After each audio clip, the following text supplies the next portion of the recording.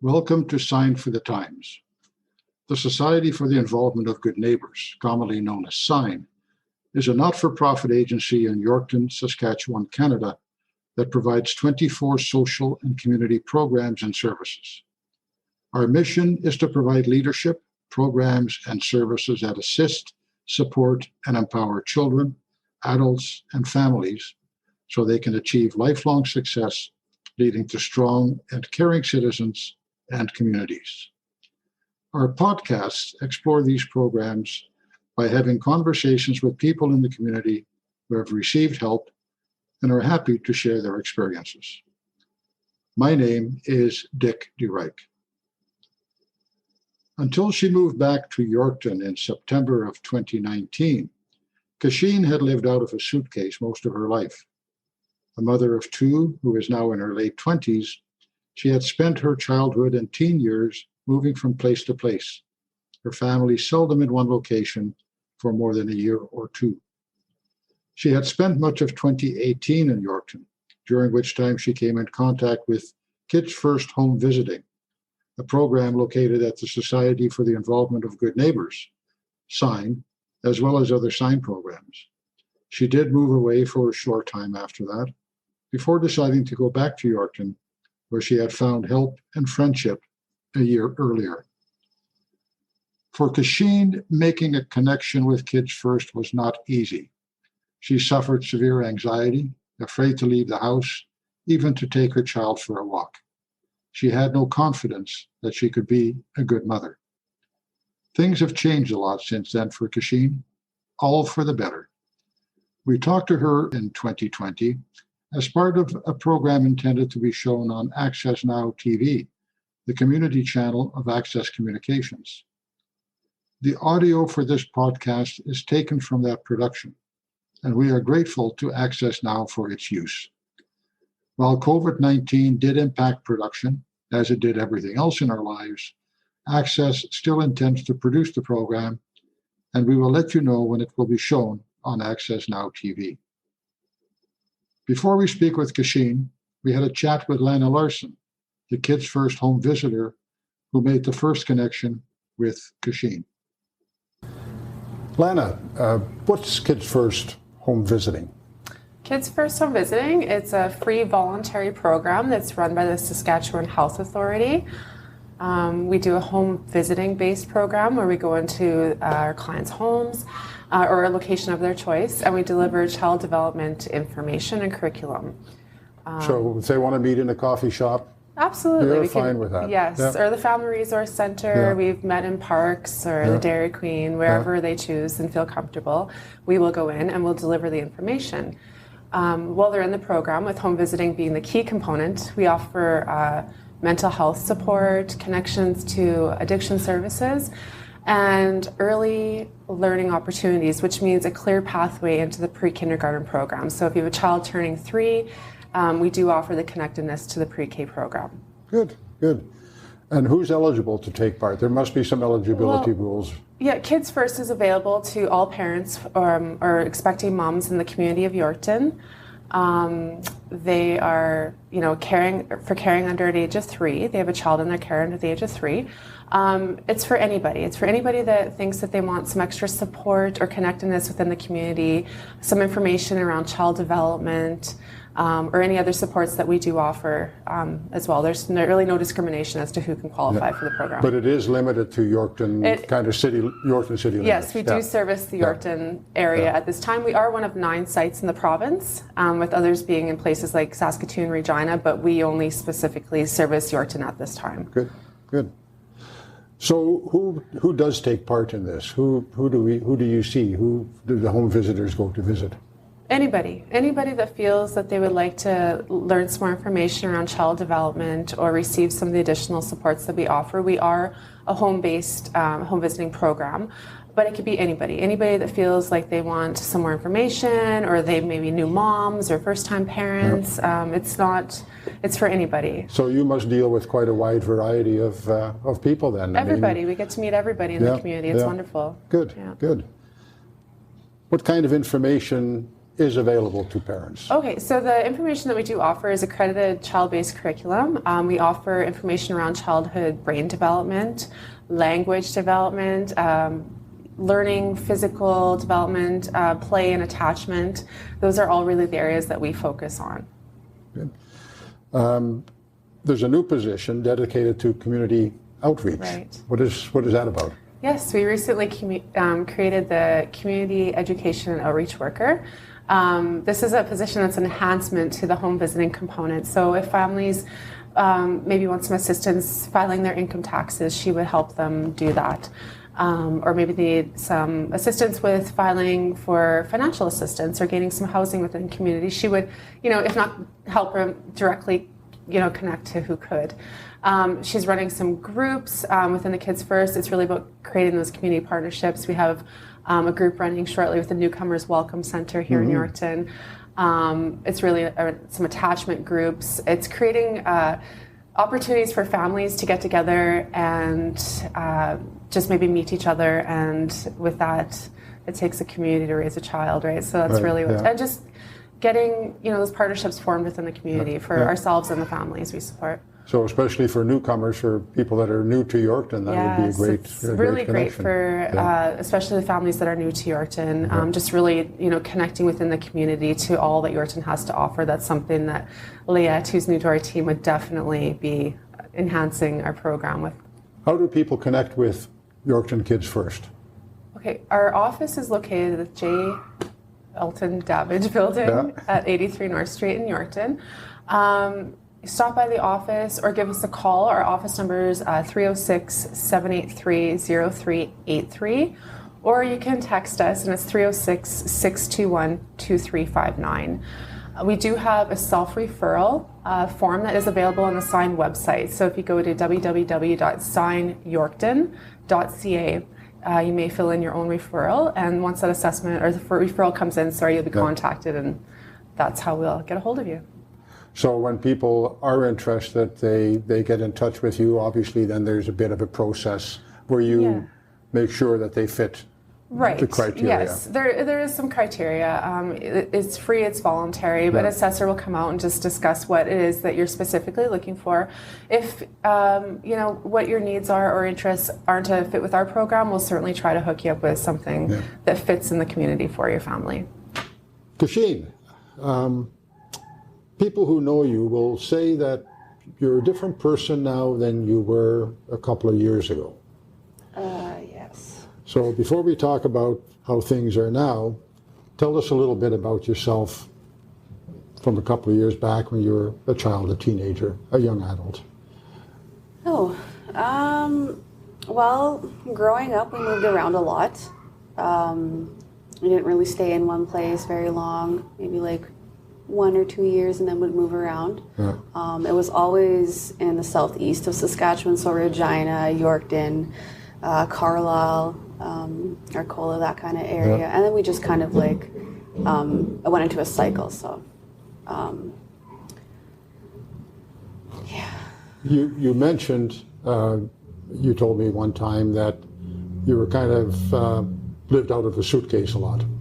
I did, right up until this year, I guess. I finally retired the old thing. Good for you. So your first contact with KidsFirst was back in early 2018. You were actually in Yorkton. You were going to only just visit a friend. But as part of that, how did KidsFirst come into your life? So she had a home visitor. Whenever she would come over, she would refer to her as the worker. So as soon as I heard that name, I would make myself scarce, grab my son, and I would run up to my room and stay there until she was gone. The word worker had a bad connotation for you? I mean, you hear worker, you hear social worker, and I think being Indigenous and single parent, there's a lot of, I don't know, I guess I heard a lot of bad things about it. I mean, it made you uncomfortable, obviously. It did. I was scared. I don't know why. I mean, I was battling a lot of anxiety too then, so it kind of contributed to that fear. And I did not want anything to do with KidsFirst at first when I got here. So you did eventually connect with KidsFirst. it was my friend's birthday, her daughter. Her home visitor was there, and I kind of thought that was a little odd at first. I'm like, is she being paid to be here? And I got to talking to her and heard how she was interacting with her, you know, with my friend and her daughter, and I kind of realized that. I guess I kind of judged without really getting to know them and being more open with it. Yeah, she was there because she wanted to be, and I kind of, I liked that, you know, it kind of was like, you know, I want one. So what was your first impression? You mean you had met that one, you then eventually got in touch with Lana? Well, it took weeks of talking from my friend, you know. I kept asking her after the birthday party, what is it like? Well, what do they do? Like, you know, that kind of stuff. And, you know, I think it was just curiosity, really. I'm like, okay, well, I'm not going to be here very long, and if I don't like it, I don't like it. I'll just stop seeing her. You know, I'm never going to see her again, so whatever. Mm-hmm. So, yeah. You had, I think, you mentioned you had an issue trusting people. I did. And that was something that you had to overcome before you could kind of relate to these people, to the Kids First people. Actually, Lana was the first person outside of family, like blood or friends, very close friends, that I actually opened up to.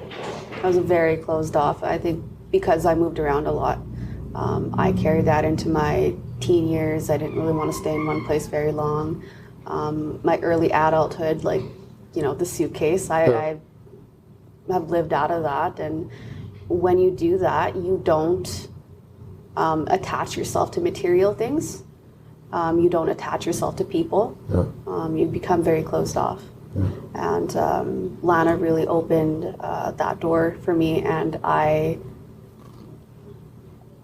remember just being really shocked. You know, when I think it was the second visit. You know, it wasn't her. It was she came with 2 other workers, and there was one that was a therapist or a counselor. Sorry. And they came over, and they seemed pretty cool. The visit went really smoothly, and I wanted to continue seeing them. I wanted to be a part of Kids First after that. They helped you move into your own place, which was kind of your first time on your own in your own place. That must have been exciting. Oh man, me and Lana went through a lot of firsts together.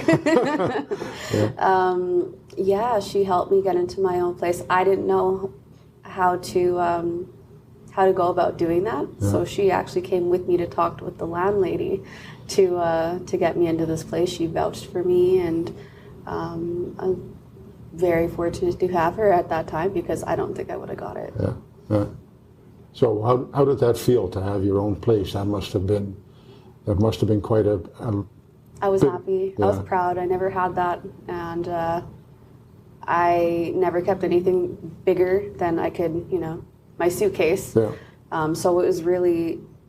So you had to get some. It was different, yeah. You had to get furniture. You had to get. I actually went out and I started looking at, you know, like furniture, and it was a really good feeling. It's really hard to explain.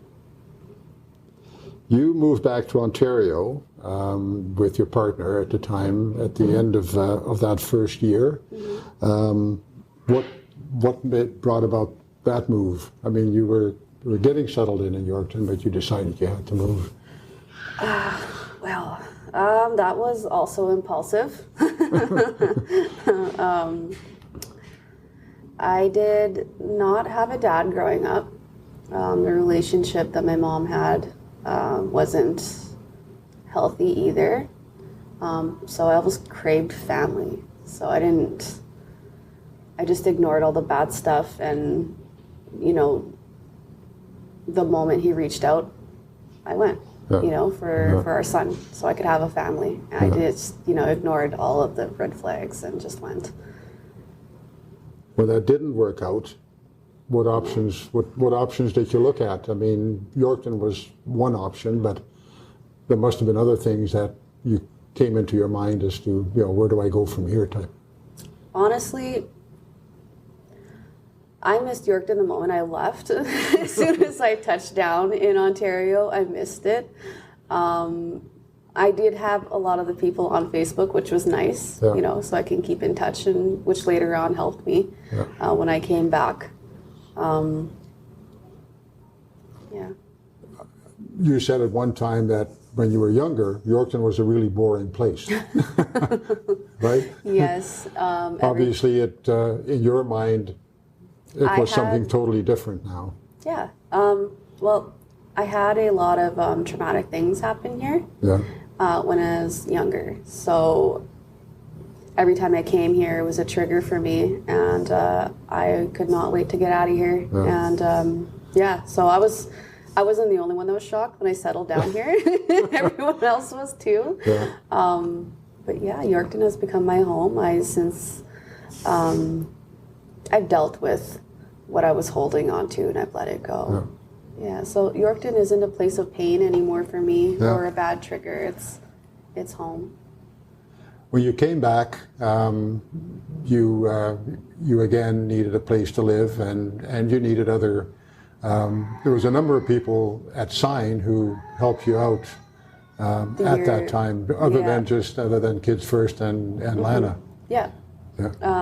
When I decided to move back, it's crazy. I knew that I needed the support that I had with my son. I knew it, and I was kind of fixed on it, and I was like, okay, so I can either move before I have the baby, and then I'll have all the support. I knew I was going to have the support I needed, or I could wait, which will kind of delay me moving back. I had a lot of stuff to bring, and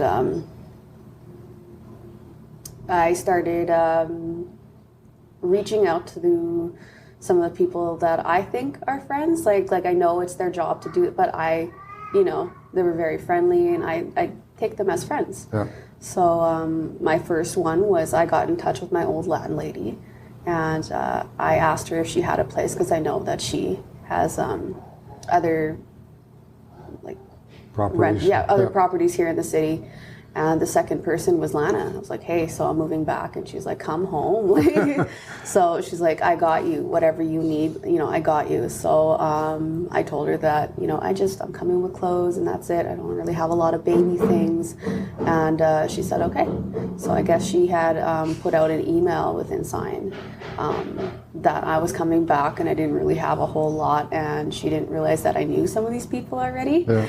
So I had called Melinda Davis. She works in the housing. So I got a hold of her at first, just in case the apartment didn't work out, and I told her that I needed something, and I gave her a budget. I was like, okay, I don't care if it's like a 2-bedroom or a 1-bedroom. I'm moving back, and this is the date that it needs to be in. So I did not know that she also gets donated furniture.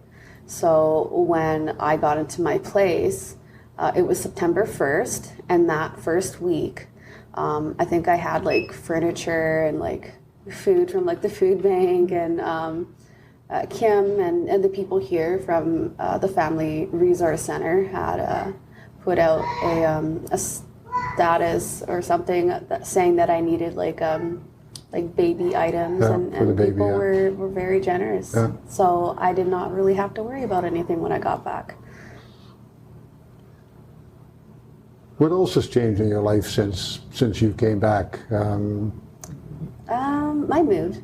I've heard recently that I'm not who I used to be a few years ago. I wasn't in a good place. I was always depressed. I was always sad. I was always moving and just running away from things and not really dealing with anything. I was actually battling addiction too as well. I was homeless, and sometimes it's crazy that this was 3 or 4 years ago. Looking back and where I am right now, I just I went through a lot of hurdles to get here, but I didn't do it alone, and I have to thank Sign for that. Yeah. You're Indigenous. You weren't really all that in touch with your Indigenous roots prior. No. Are you making an effort Absolutely. to get back into that? Yeah. I mean, well, there's really not a whole lot here in Yorkton, but there are some classes here. They're not, a whole lot throughout the year, but there's I think there's beading that Nicole does. Yeah, Nicole did a beading, yeah. I saw her the other day. She gave me some sweetgrass. Like, she hooked me up pretty good. And she had told me that she's going to be making a mom's group where we can make moccasins and stuff like that. And, I'm all for it. Yeah. You've also restarted your education. Yes. I'm going in a big way. I'm going back to school. Yeah. I mean, like I was the last time I was here too. But yeah, I just kind of picked up where I left off. Yeah. Because you had left school, what, in grade 11 or so? Yes. Initially? Mm-hmm. So you're back doing the adult basic education? Yeah. Yeah. And how's that going? It's going really good. Yeah. I mean, I wish I would have done this earlier or sooner. I mean, sometimes I'm just sitting there thinking like, oh my gosh, like what took me so long? Like why? Yeah. But it's a good thing that you're, even a little later in life that you're back at it. Mm-hmm. So I think the environment there too is really good for learning. I mean, I was never really a good student. I mean, I never really felt like I had a lot of friends or could keep up with the work, but here they're very attentive. Yeah. I mean, if you have any questions. This is at Parkland College, right? Yes, at Parkland, yeah. The teachers are great. Yeah. The staff is very welcoming and they're accommodating too, and it's really good. I enjoy the classes. Some of the classes, like I've never liked math, and lately I've been sitting in my math class like, I get it, and so happy, and I've never had that before. It's cool.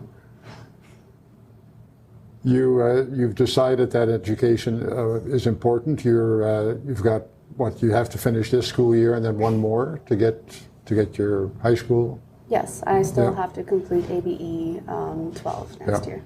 And then what? What's in your future? I plan to go to addictions counseling. It's a program, a 2-year program that SAS Polytechnic offers. I found out that it's offered in Prince Albert. I thought it was Saskatoon. So I'll eventually have to move to Prince Albert. So you're determined you're going to become a counselor? Yes. And well, this particular field, I have a lot of like a personal, it's personal to me. Yeah, both personal experience and yeah. And you obviously see the need for people to do that kind of work. Mm-hmm. I think I would be really good at it just because I know in my experience what I needed at the time to get through my addictions, and I want to offer that to people. I don't want them to feel judged or small, and sadly that's how you feel sometimes, and I think with experience it'll have that person that I help kind of open up, kind of like, hey, they've been down that road too. Yeah. So as a single mom of 2 and going back to school full time, you obviously have some others in your life who are helping you and looking after the kids and my mother. Your mother, yeah. I think just like Lana, I mean, I was really closed off with my family too as well. My dad's side, I didn't grow up around them. Yeah. I mean, I've seen them throughout my life, but I've never really got to know them. And so since I moved back to Yorkton, they've actually kind of reached out, and we're all just trying to get to know each other. Well, isn't that good? Yeah. And same with I have a lot of siblings. So when I had left, I didn't leave things on good terms. So I'm just trying to rebuild some relationships here, and they've helped out a lot when my mom had to leave, and we're all just getting along. Well, that's wonderful. Yeah. So would you have thought a couple of years ago that any of this might be possible? Absolutely not. No. No, not. I never thought that I would be sitting here. I'd have my own place. I'd be in school full time. I have 2 sons. My mom lives with me, and I'm talking to my sisters, and I'm getting to know my dad. And I'm in a place where I feel like I belong. I did not in a million years thought that that was possible for me. Thank you.